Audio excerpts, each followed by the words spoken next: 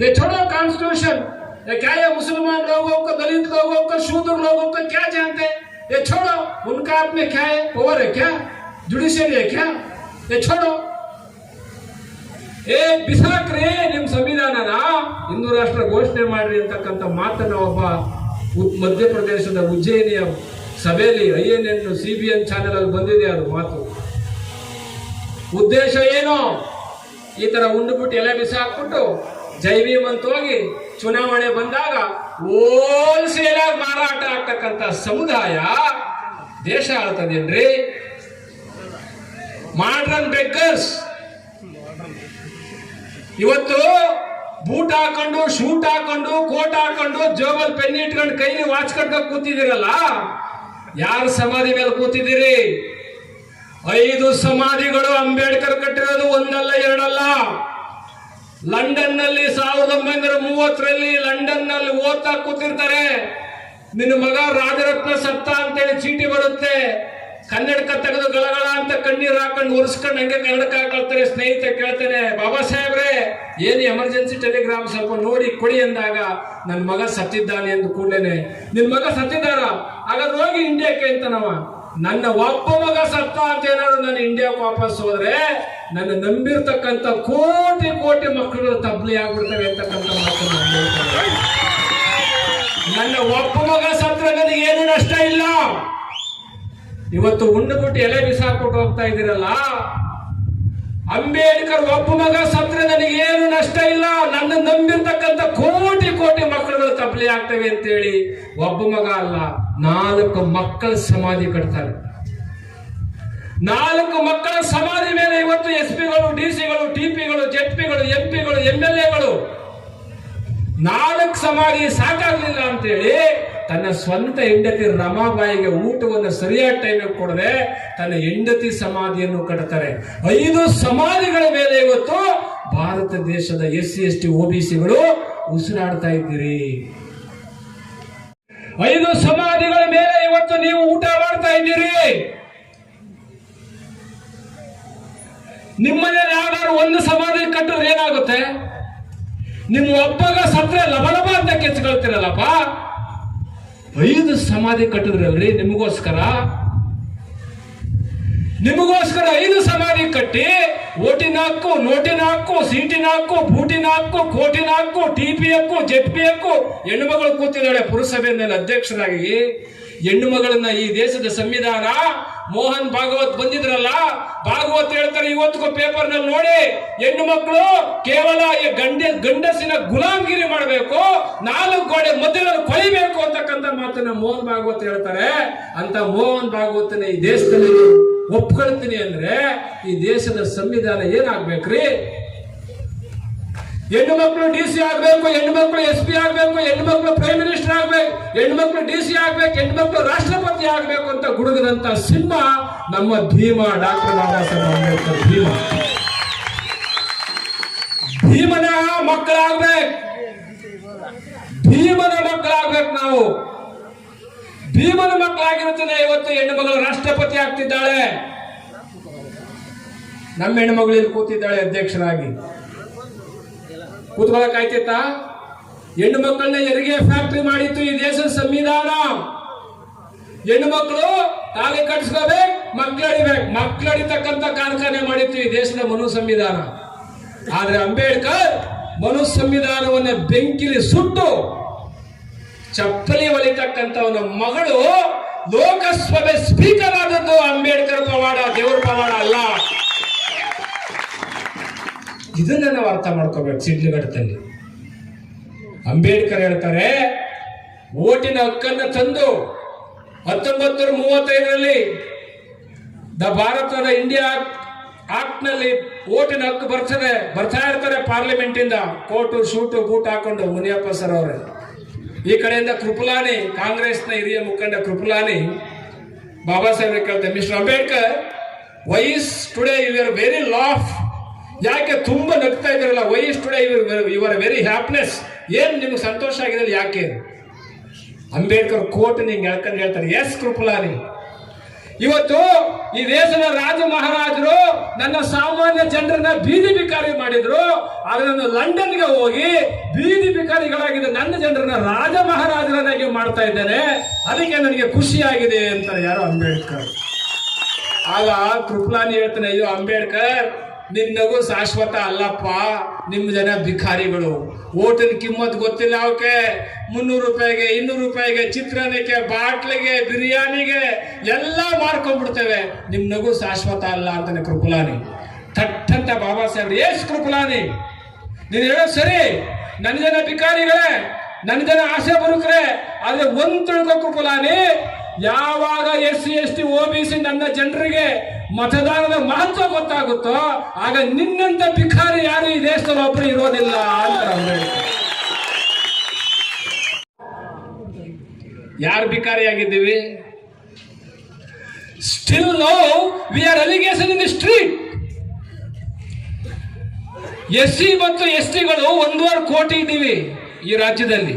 ಎಷ್ಟು ಕೋಟಿ? 1.5 ಕೋಟಿ. ದೇಶದಲ್ಲಿ 40 ಕೋಟಿ ಇದ್ದೀವಿ. 40 ಕೋಟಿ ದಲಿತರು, 40 ಕೋಟಿ ದಲಿತರಿರ್ತಕ್ಕಂಥದ್ದು, 27 ಕೋಟಿ ಮುಸಲ್ಮಾನರು. 40 ಪ್ಲಸ್ 27 30 ಎಷ್ಟಾಯ್ತು? 70 ಕೋಟಿ. 70 ಕೋಟಿ ಪ್ಲಸ್ OBC ಇತರ ಎಲ್ಲ ಸೇರಿದ್ರೆ 100ಕ್ಕಿಂತ 120 ಕೋಟಿಗಿಂತ ಇರ್ತಕ್ಕಂಥ ನಾವು ಇವತ್ತು ಭಿಕಾರಿಗಳು.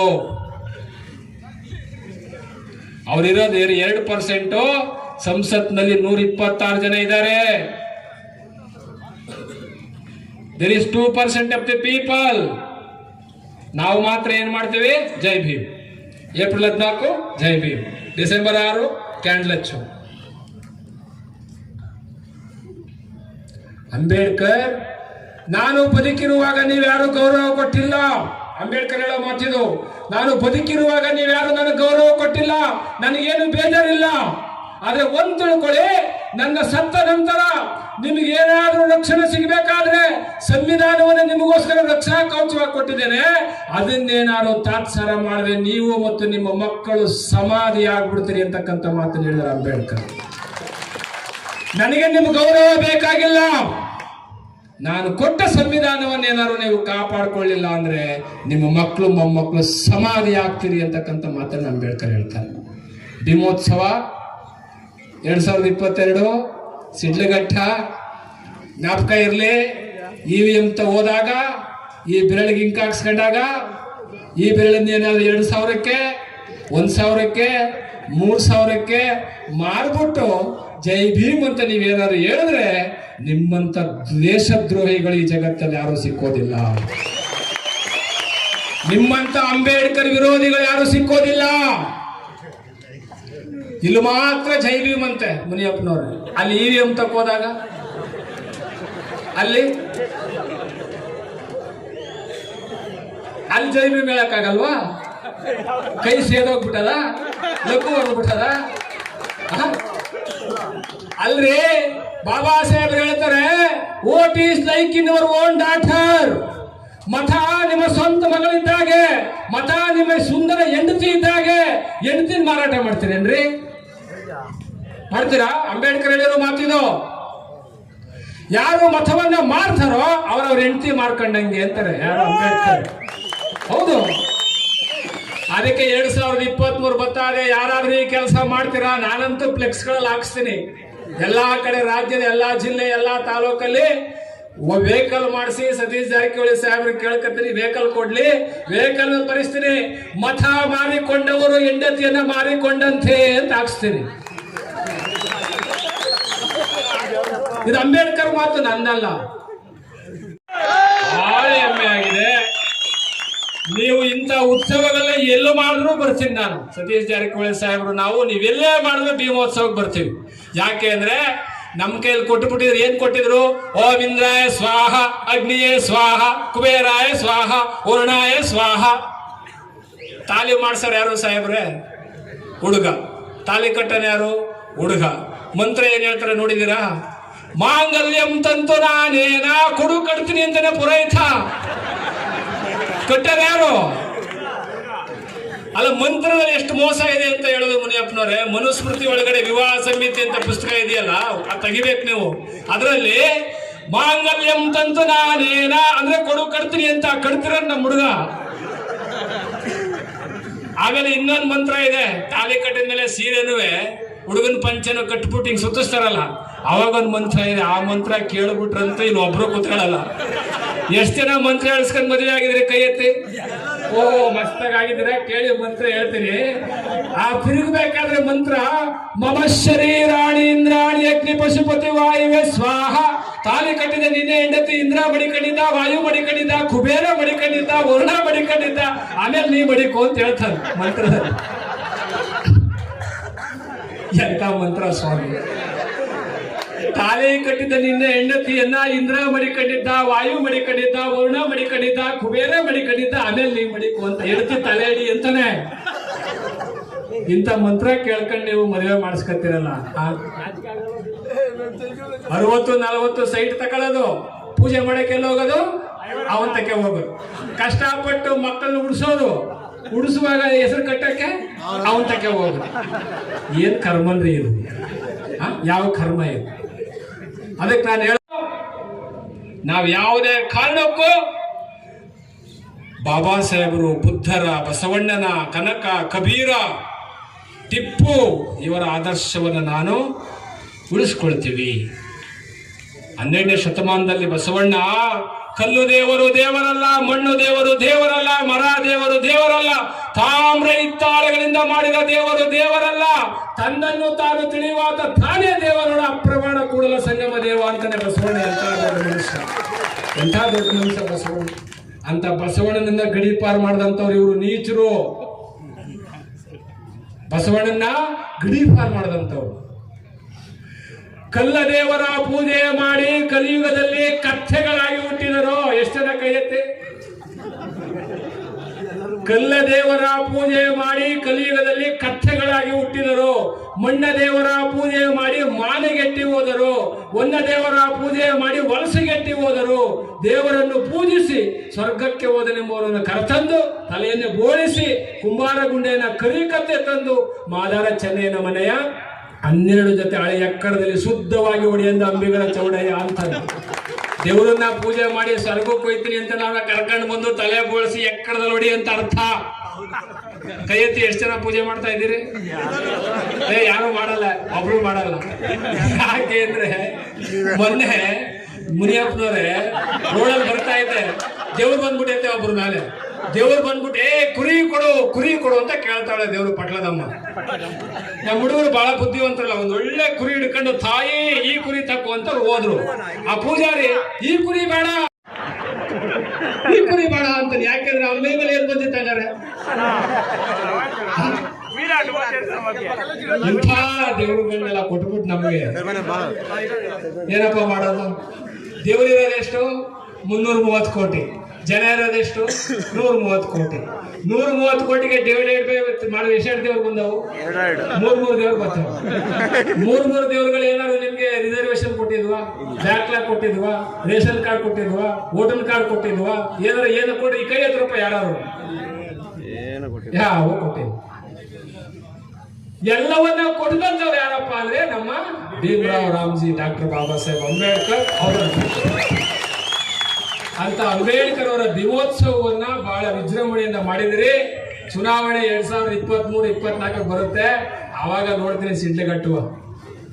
ಗೊತ್ತಾಯ್ತದೆ ನನಗೆಲ್ಲ 224 ಕ್ಷೇತ್ರದ ತರಿಸ್ಬಿಡಿಕೊಂಡಿದ್ದೀನಿ. ಗೊತ್ತಾಯ್ತದೆ ಏನೇನು ನಡೀತದೆ, ಏನೇನು ಆಯ್ತದೆ. ಯಾರು ಜೈ ಭೀಮ್ ಜೋರ್ಸೆ ಬೋಲೋ, ಜೈ ಭೀಮ್ ಬೋಲೋ, ನಾವು 5,000.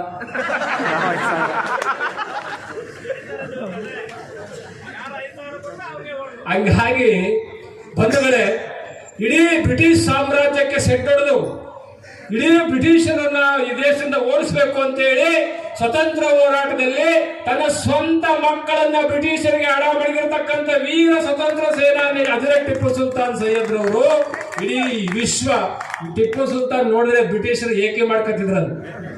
ಆ ಟಿಪ್ಪುನ ಫೋಟೋ ನೋಡಿದ್ರೆ ಅವ್ರಿಗೆ ಏಕೆ ಬಂದ್ಬಿಡ್ತಿತ್ತು ಬ್ರಿಟಿಷರಿಗೆ.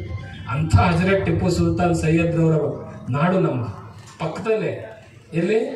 ದೇವನಹಳ್ಳಿ. ಇಲ್ಲಿ ಹುಟ್ಟಿರೋದು. ಹಾಗಾಗಿ ಈ ಏನು ಭೀಮೋತ್ಸವ ಇದೆ, ಈ ಭೀಮೋತ್ಸವ 2023ಕ್ಕೆ ಶುಭವಾಗಲಿ. ಇದು ಒಳ್ಳೆಯ ಯಶಸ್ಸನ್ನು ಕೊಡ್ಲಿ, ಫಲಿತಾಂಶ ಕೊಡ್ಲಿ. ಯಾವುದೇ ದೇವರು ಧರ್ಮ ನಮ್ಮನ್ನು ಉದ್ಧಾರ ಮಾಡಿಲ್ಲ. ನಮ್ಮನ್ನು ಉದ್ಧಾರ ಮಾಡಿದಂಥವ್ರು ಡಾಕ್ಟರ್ ಬಾಬಾ ಸಾಹೇಬ್ ಅಂಬೇಡ್ಕರ್ ಮತ್ತು ಸಂವಿಧಾನ. ಆ ಸಂವಿಧಾನವನ್ನು ಉಳಿಸ್ಕೋಬೇಕು ಅಂತಕ್ಕಂಥ ಮಾತನ್ನು ಹೇಳಿ ಲಾಸ್ಟ್ ಕೊನೆ ಮಾತು